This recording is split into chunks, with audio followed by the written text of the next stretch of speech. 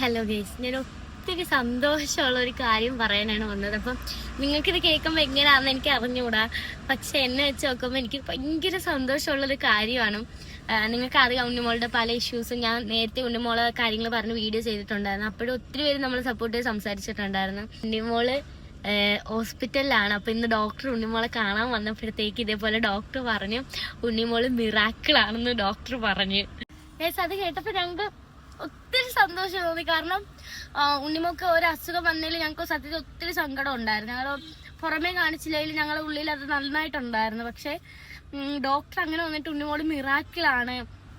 കാരണം അവള് ഒത്തിരി പേര് ഇതിന്റെ കാരണം ഞാൻ പറയാം.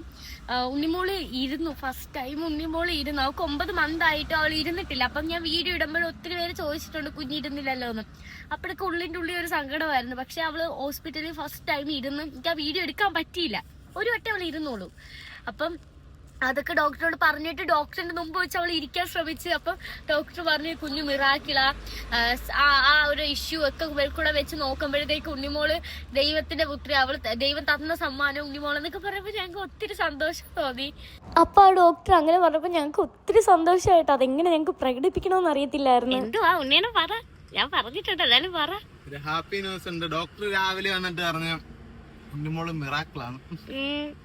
ഓരോരുത്തർ മെസ്സേജ് ആയിട്ട് നേരി കാണുമ്പോഴേക്കും ഉണ്ണിമോൾ ഇരുന്നില്ലേന്ന് ചോദിക്കുമ്പോൾ ഉള്ളിൻ്റെ ഉള്ളിൽ ഞങ്ങൾക്ക് ഭയങ്കര സങ്കടം കേട്ടോ. ഞങ്ങളത് പുറമേ കാണിച്ചില്ലെങ്കിലും ഞങ്ങളുടെ ഉള്ളിൻ്റെ ഉള്ളിൽ ആ ഒരു വിഷമം ഉണ്ടായിരുന്നു. പക്ഷെ പെട്ടെന്ന് ഡോക്ടർ ഇങ്ങനെ ഒരു കാര്യം പറഞ്ഞപ്പോൾ ഞങ്ങൾക്ക് അതിലേറെ ആ വിഷമത്തേക്കാൾ ഇരട്ടി സന്തോഷമായിരുന്നു കേട്ടോ.